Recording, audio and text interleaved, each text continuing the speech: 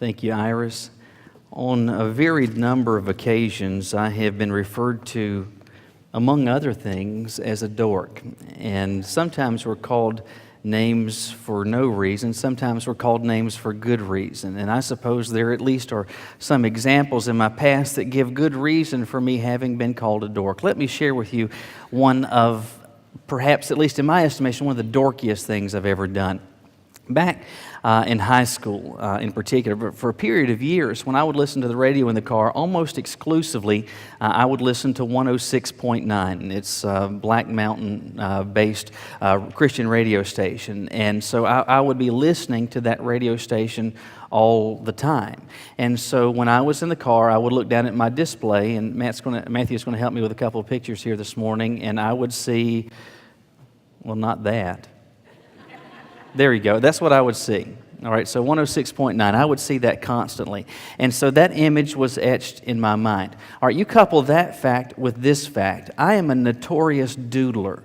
Some of you are the same way. And so like when, for example, I'd be sitting in class or if I was sitting in a meeting, even if I'm listening attentively, I'm still going to be scribbling. If I've got a pen and paper in front of me, just nothing of any consequence. Sometimes it would be just shapes, but oftentimes, because that image was so much in my mind, I would just draw out the digital numbers 1069, and it would look like the next slide. So that's what I would draw. Sometimes, though, in just sheer boredom as I'm continuing to doodle, I would take those individual numbers and I would kind of squeeze them together, and then it would look like that. So you see that if you look, there's 1069, but because they're all connected, it looks like a rectangle in 4 boxes that are connected together. And so then I had this thought, what if you could create a code that was based on that, where you would take letters and assign numbers to them?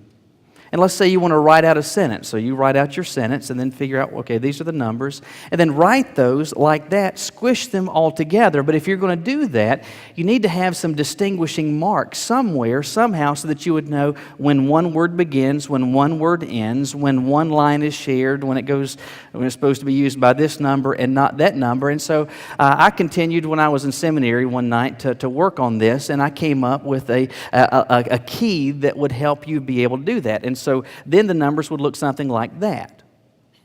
Isn't that brilliant? You wonder why I was single so long. My encouragement for you parents of my encouragement for you parents of teenagers, if you want them to maintain their purity, encourage code writing. That'll help. Anyway, so I came up with this, and I called it UG's because my middle name is Eugene, and so this is my code. And to make as strange as this sounds, and as perhaps difficult as it is to understand seeing some pictures, to make matters worse, I called my friend Alan, who's hundreds of miles away from me at that point, and over the phone, I explained this to him, and he's sitting there with pen and paper, and somehow, even over the phone, I'm able to communicate this to him in a way that he's able to understand. And so we thought, we need to test this out. So the next time that we got together, he wrote a sentence in that, and I wrote a sentence in that. We traded papers. It took us about 30 minutes, but we were able to decipher this brilliant code. Dorky, I understand. I get it. But in that code, what I'm doing is something very simple.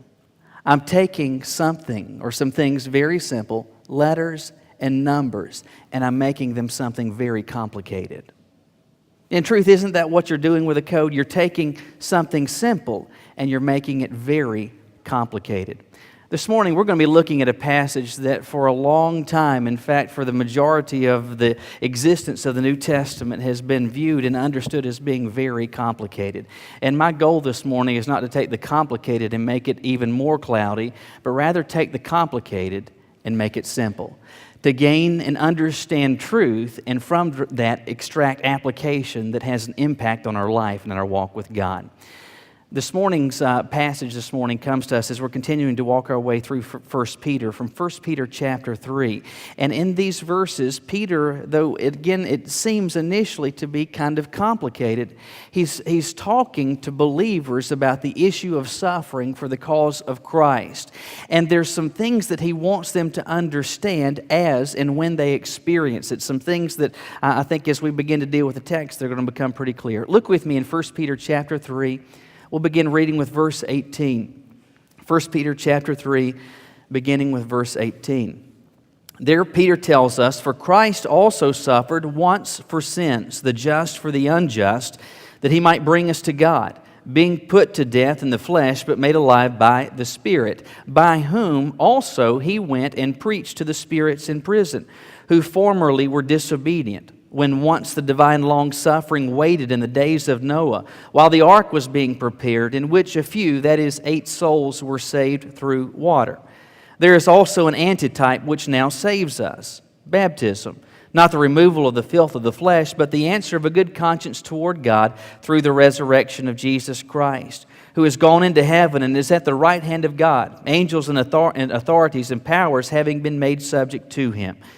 Therefore, since Christ suffered for us in the flesh, arm yourselves also with the same mind, for he who has suffered in the flesh has ceased from sin."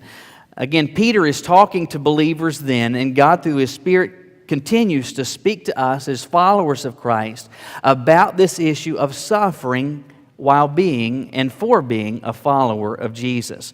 And based on what Peter says, there's a few things that we need to understand and take comfort from. And the first is this: when you suffer, you're in good company. When you suffer, you are in good company. Now, if this passage, which as we have read this, and if you're familiar with this passage, you're aware of the fact this isn't the shallow end of the pool. He's wading here into some significantly deep waters, and the language is not easy and can be very complicated. But if you are ever going to understand this passage, it is imperative that you understand what the subject is. And the subject is suffering as a follower of Jesus. Now, we know that's the subject because you see how it is set up. Look at verse 17. Peter is just talking about our suffering, where he says, "It's better, if it's the will of God, to suffer for doing good than for doing evil." The subject there is suffering. Look down at verse 1 of chapter 4. "Therefore, since Christ suffered for us in the flesh, arm yourselves with the same mind, for he who has suffered in the flesh has ceased from sin." All right, the bookends there, verses 17 of chapter 3 and verse 1 of chapter 4, the bookends of this are dealing with the issue of suffering as a follower of Jesus. And it stands to reason, and the context, I believe, bears this out. That's still what Peter is talking about. And so after having just talked about our suffering for Jesus in verse 17, he starts with verse 18, and he says, "For Christ also suffered once for sins, the just for the unjust, that he might bring us to God." A fairly simple statement, but in that statement are some pretty consequential doctrines and very significant ideas. First of all, he says of Jesus that he suffered. Now, clearly, this is a reference to the cross, and quite frankly, I think it's an understatement to say that what Jesus endured and experienced on the cross was suffering. I mean, it was absolutely colossally brutal, and the violence was so vile that Jesus was the recipient of. It was awful. It was excruciating. It was absolutely suffering. But about that suffering that Jesus endured, Peter says that it was experienced the just, that's talking about Jesus, for the unjust, that's us. And then he says that there was a purpose, that he might bring us to God, that he might bring us to God. Regardless of what anyone ever tells you about how wonderful you are and how fabulous you are, how beautiful or handsome and smart and erudite and all these things that you are, regardless of who you are, every single one of us has a problem. And that problem very simply is this: we have and do know what the right is, and regularly we choose not to do it. And the Bible calls that sin. And in the book of Romans, Paul tells us that all have sinned and come short of the glory of God. We're all in the same boat. But Paul further tells us that this sin is consequential. where he says that the wages, what we earn for our sin, is death. And the death he speaks of is separation from God. So regardless of what anybody else tells you, every single one of us has a problem. We've got a sin problem that separates us from God. Because of that fact, every person who has been, or every person that will be born, though you come into this world as a creation of God, you do not come into this world as a child of God because you're separated from Him. You're separated because of that sin. And if you ever want to know God and have a personal relationship with Him, somehow, some way, that sin problem has to be dealt with. And Peter tells us that Jesus dealt with it. In one singular act, Christ suffered for sins. Not His. Not that He'd done a single thing wrong, but rather because we had. The just, Jesus, suffered for the unjust, that's us, so that He might bring us to God. That we might be able to know Him. That we might be able to have a relationship with Him. You say, well, Michael, I got that. In fact, I had that already when I came into this place today. That's not any new territory. What does this have to do to or with believers in the first century or in the 21st century that are experiencing opposition for their stand for Jesus? Well, it's a pretty simple thought, but I think it's wonderfully encouraging and wonderfully comforting, and here it is. Again, in verse 17, Peter has just talked about our suffering, and then on the heels of that, he talks about how Jesus suffered. The implication, I believe, is clear. When suffering and when opposition comes for you as a follower of Christ, you need to comfort yourself with this very simple reality. I'm in good company. I am experiencing suffering, experiencing bad for doing good, but so too did Jesus. He didn't do a blessed thing wrong, and yet the just suffered for the unjust to bring me, to bring you to God. When suffering comes, you can comfort yourself with this very simple fact. I'm in good company. I'm in company with Jesus. And that thought is founded upon this reality. Bad experiences are made to be more bearable when you recognize or understand who you're experiencing them with. Let me give you an example. We went to Charlotte this past weekend. So my mom's birthday was on Wednesday, and we came in this past weekend. We stayed at Caroline's parents', but we're visiting over at my parents'. And my mom had been doing some cleaning out in my old bedroom, and there were a few things that were still in there. I'm sure priceless treasures and artifacts that'll... Anyway, but there was this little pile of junk that she had, some boxes of some items that were still in there. And among the things that was in there were a couple of pocket knives that I had when I was little. Not nice pocket knives, but just knives I had when I was little. Anyway, the kids have been going through these things, and Nathan sees one of these pocket knives. It's not a real Swiss Army, just a fake Swiss Army knife. And Nathan has asked my mom if he can have that knife. Well, my mom tells me about it, and so I hear that, and I think, I don't know. An 8-year-old with a knife. And I thought his first weapon would be a pistol. I mean, a knife. And so I said, well, let me talk to your mom. And so I asked Caroline, and I said, Nathan's wanting this knife. What do you think? And she says, I don't know. What do you think? And I said, well, when I was his age, I already had a couple of knives. And, there were some times I nicked myself, but, no big deal. She's like, well, whatever you think. And so I said, I think it's okay to let him have it. She said, okay, whatever. And so Nathan gets this knife. Anyway, we finished that visit with my parents, head back to her parents' house. And once we get there, Nathan is ready to go outside and whittle. He's wanting to find a stick and to whittle. And he had been outside, I would say, for about 15 to 20 minutes when he comes into the house screaming bloody murder, and it looks like a crime scene is being formed on the kitchen floor. Blood is going everywhere. And so we're trying to calm him down and to see exactly what is going on, but he has sliced his thumb good and proper. And long story short, we had to then take him in rush hour traffic in Charlotte to try to get urgent care to get his thumb stitched up. And all the while we're going there, I'm thinking, I know they're going to call DSS. I just know it. But anyway, we get Nathan stitched up and we get back home. And Caroline's mom does not say anything to me about this. But I know that she was thinking, you idiot. You idiot. What are you letting him have a knife for? I mean, I know there's no parenting books, but if there was one, that would be in there, right? I hated that all of this happened. I didn't like that. I'm sure she was ticked. My parents were ticked. I was so dumb to let him have it. I'm a bad parent. Here, have a knife. But you know what I felt a lot better about?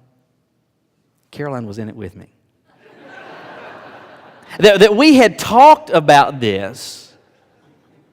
She's like, what do you think? Well, I don't know. Okay. So together we're in this. And these are experiences that we didn't like, that we didn't find pleasure in, but it was made to be better because of who was with me. It is that same mentality that Peter is talking about to believers. And what the simple premise then is this. If you are a follower of Christ and you're going to try to live like Jesus, there's going to be opposition and suffering in its varied forms that is going to come. And it's not going to feel good and you're not going to like it. And it's not going to put a smile on your face, but you can take comfort. And you can be encouraged in your heart because of whose company you're keeping. You're in the same company with Jesus. He suffered for right, for good. And when you suffer for right and for good, man, you're in good company. You're in company with Jesus. When you suffer, you're in good company. But Peter also communicates this. When your stand is lonely, you're not alone. When your stand is lonely, you're not alone. Verses 19 and 20 contain some of the most disputed, argued over, debated verses in the entire New Testament. What has puzzled so many people, so many students of Scripture, whether they be lay people or New Testament scholars, New Testament Greek experts, is this. Peter has just talked about Jesus suffering, and that's a reference to the cross. And on the heels of that statement, then he says of Jesus that he went and preached to the spirits in prison.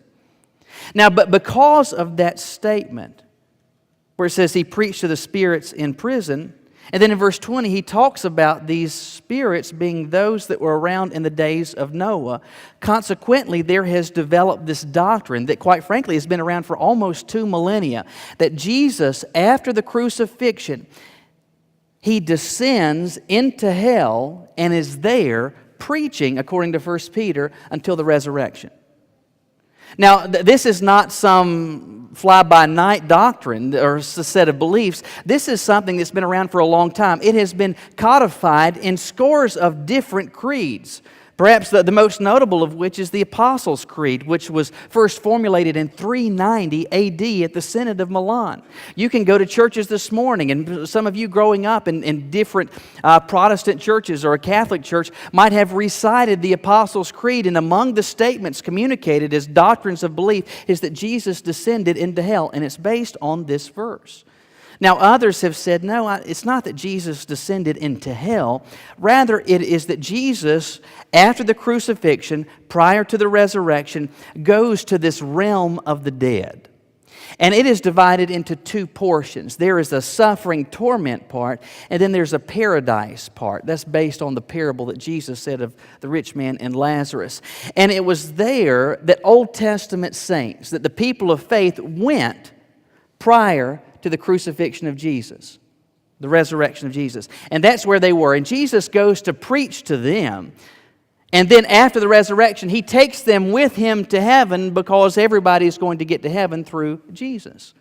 Now, I understand that there are merits to both of these arguments, and there's a case absolutely that could be made as to why people have believed and maintained these ideas and these doctrines. Simply stated, I don't agree with either of those. I don't believe that Jesus went to hell. I don't believe that Jesus even went to this realm of the dead and preached to people there.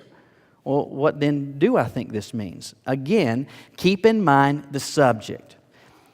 Peter is talking about suffering as a follower of Jesus, and he's trying to comfort those that are experiencing suffering by citing the example of Jesus. And as he does so, he talks about Jesus who had been put to death in the flesh, but then he says made alive by the Spirit. That phrase, by the Spirit, continues in verse 19. It is by the Spirit that Jesus went and preached to the spirits in prison.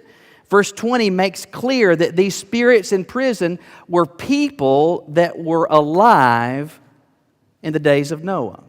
Well, if you go back to Genesis chapter 5, it's there that you read the description, or actually Genesis chapter 6, the description of Noah and the flood and all the events that took place.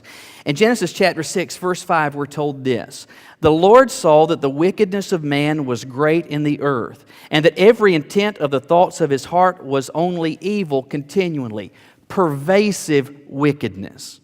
Pervasive wickedness. It is as if collectively mankind is raising its fist towards God and saying, we're going to do whatever we want, whether you like it or not. Pervasive wickedness. And in verse 7 of Genesis chapter 6, God said this: "I will destroy man whom I have created from the face of the earth." But Noah was an exception. We're told that he found grace in the eyes of the Lord. So God has decided, I'm going to destroy the earth.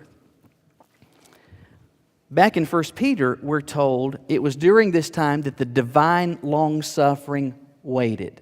That's talking about the patience of God. When God brings about judgment, generally it is not, okay, you did something wrong, here come the bolts of lightning.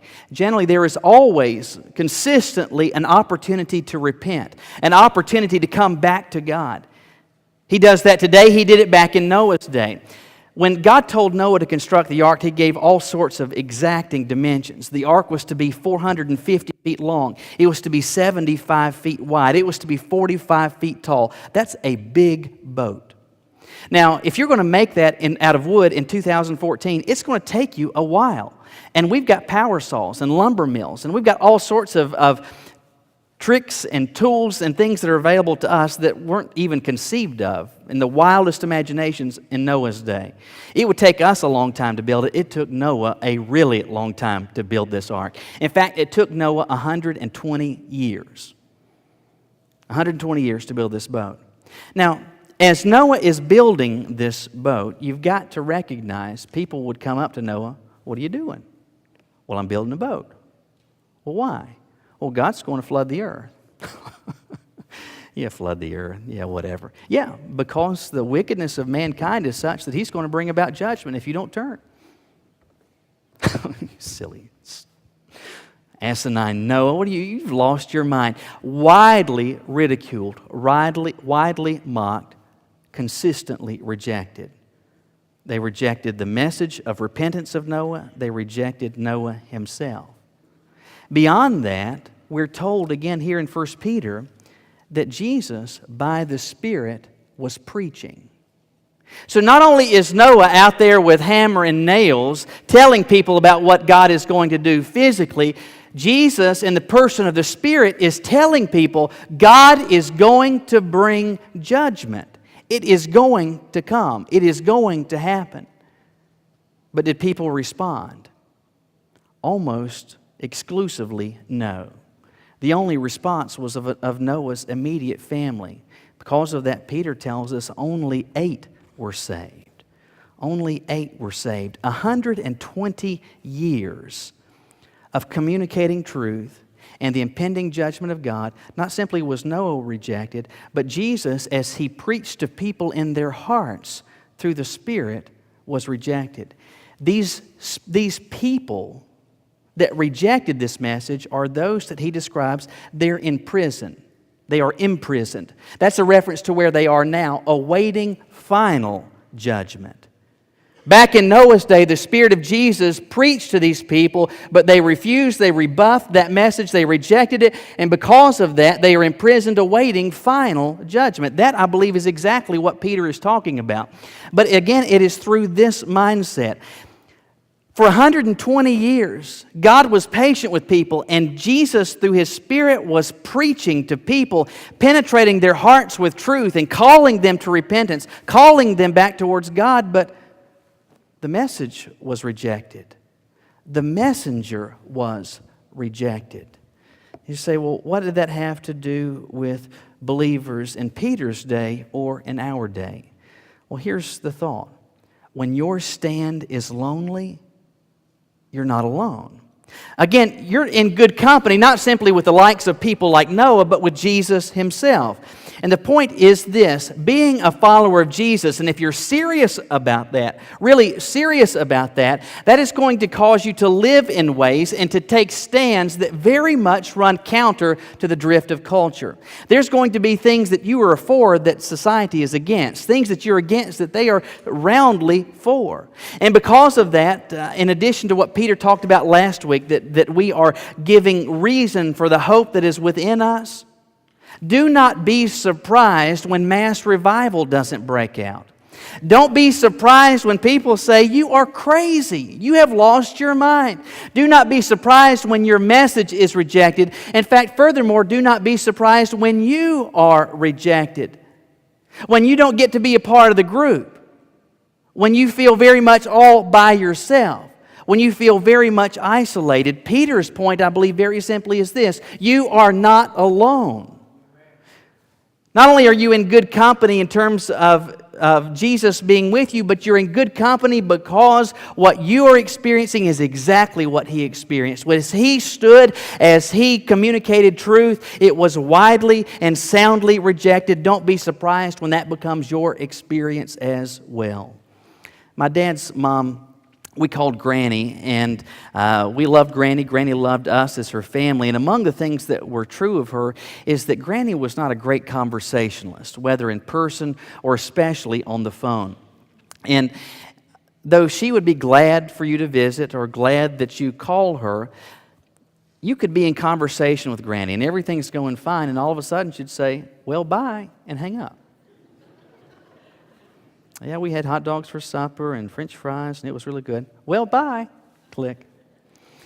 After we got married, there were a couple of occasions early on when Caroline would have called Granny and was talking to her, and she'd get off the phone and she'd say, "You know, I don't know what to make of this." She said, "I was talking to Granny, and she seemed to be happy that I had called, and I was talking to her. Conversation was going fine, and then, all of a sudden she says, 'Well, bye,' and hangs up. Have I made her mad?" And I said, "Oh, no, that's just how she is." And Caroline says something like this: "Oh, I thought it was just me." Now, how many times have you said something like that? "Oh, I thought it was just me." And then you take comfort and are encouraged by the fact, "Oh, it's not just me, that's how they are." That's what I was telling Caroline about Granny. It's not just you, that's how she does me, my dad, my aunts and uncles. That's how she does everybody. And it's not that she's got a problem, that's just how she is. She's talking, everything's going fine, well, bye, and that's how she is. It's not just you. It's not just me. That's what Peter is saying. As a follower of Jesus, if you're serious about that, and you want to live in keeping with Christ's example, if you want to stand for truth and communicate biblical truth to people, there is going to be widespread rejection, widespread opposition. And because of that, there's going to be times when you absolutely feel very, very lonely. And Peter's point then is simple. When your stand is lonely, you're not alone.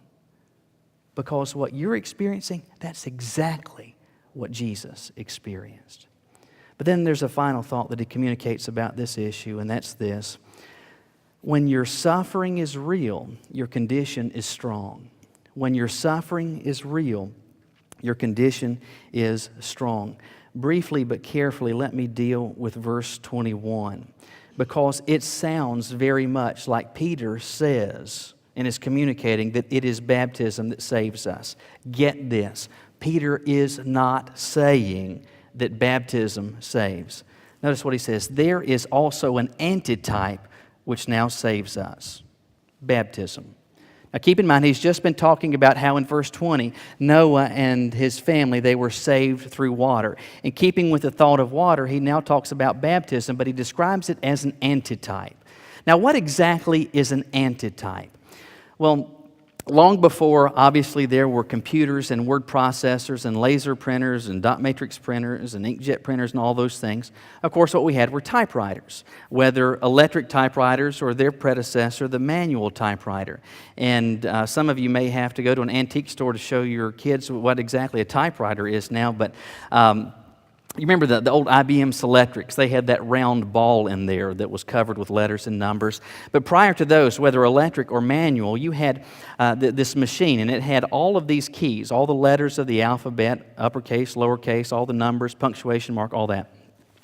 And what would happen is that you would press one of those buttons or one of those keys, and inside the typewriter there was all these little pieces of metal. And on these pieces of metal, there were actual letters and numbers. And when you press the letter A, the corresponding piece of metal with the letter A on it comes up, and it strikes an ink-soaked ribbon and presses against the paper. You press A, an A is on the paper. But here's the question. Is what became printed on the paper, is that the actual letter? No. The actual letter is still back in the typewriter. It's still in the machine. What struck the paper was a form of it, literally an antitype of the letter. The letter's still in the machine. That's the real thing. What came up was a symbol of that letter, an antitype of that letter. And that's what Peter calls baptism. He says it's an antitype. It is not that saves us. It is a form. It is a picture of what actually saves us, which is a good conscience of faith towards God. It's talking about having a personal relationship with Him where you come to Christ believing in what He has done for you and responding with faith towards Him. Then you come to verse 1 of chapter 4, and he says, "Therefore, since Christ suffered for us in the flesh, arm yourselves with the same mind." That's another way of saying this. You know, I've been talking about your suffering, and then I've been talking about how Jesus suffered. Arm yourselves with the same mind. Know that if He experienced it, you're probably going to be experiencing it as well. Go ahead and get that thought registered in your mind. And then he says, "For he who has suffered in the flesh has ceased from sin." You know, get this mentality that as Jesus suffered, you're going to experience opposition. But take comfort, he who has suffered in the flesh has ceased from sin. Now, Peter is using figurative language here. Understand, he is not suggesting whatsoever that if you, in your pursuit of living for and living like Jesus, if you experience any opposition or suffering at all in this life, well, then that means you're sinless and now perfect. That's not what he is saying. What then is he communicating? I believe very simply it is this. If you get to the point, or if I get to the point where as a believer, that my commitment to Jesus is such that I am willing even to experience opposition, suffering in any form because of my commitment to Him, that is an absolute clear and tacit indicator of the fact I'm serious about following Him. I'm so serious about following Him and live in keeping with His example that even when it's not easy and even when there is opposition, I'm willing to stand. That's an indicator that you're living a life of obedience, that you've gotten control or you are getting control of sin in your life. What his point then very simply is this. If and when you experience suffering as a follower of Jesus, when the suffering is real, spiritually speaking, your condition is strong.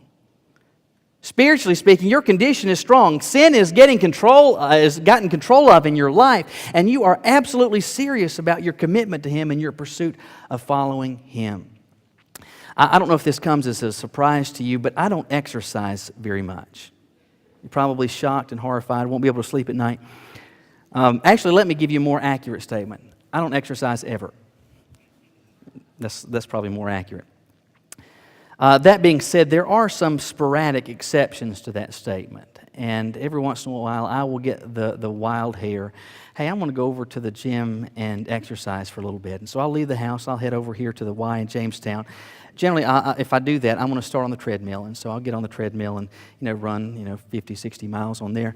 And then I'll go over to these weight machines that simulate these various exercises and the use of weights. And so I'll sit on one that's bench pressing. So I'll do probably 30 or 40 reps of, 325 pounds. And so I do the bench press for a little bit. And then I'll go over and do these ab crunches, and I'll do those for a little bit. And then I'll go to another one where you do these arm curls, and I'll probably do 40, 50 reps of, 175, 190 pounds. And so I'll do that for a little while. And finally, I'll just get tired and I'll go home. The next morning, consistently, what will happen is that the alarm goes off, and I go to reach to press the snooze button, and I think,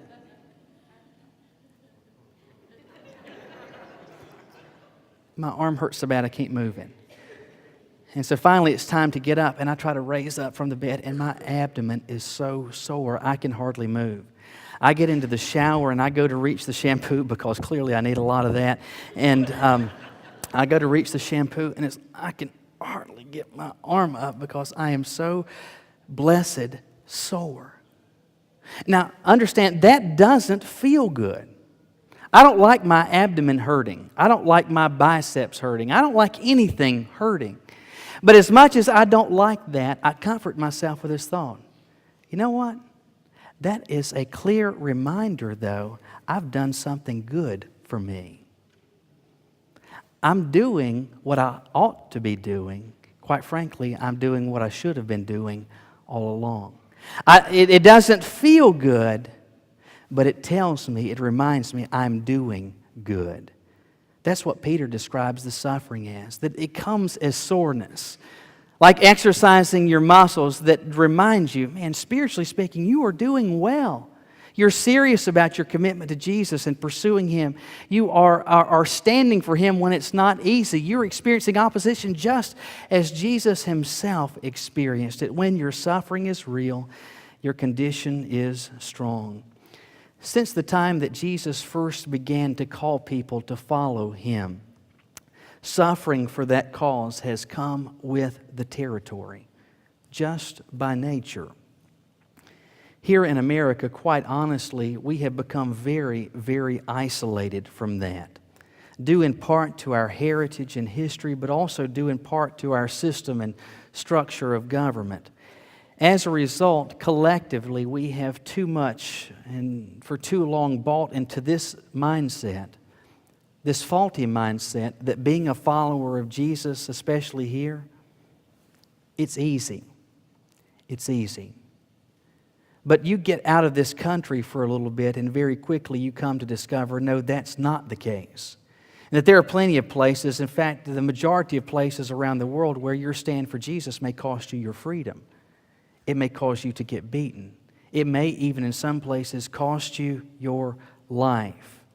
Living as a Christian in America has become quite comfortable.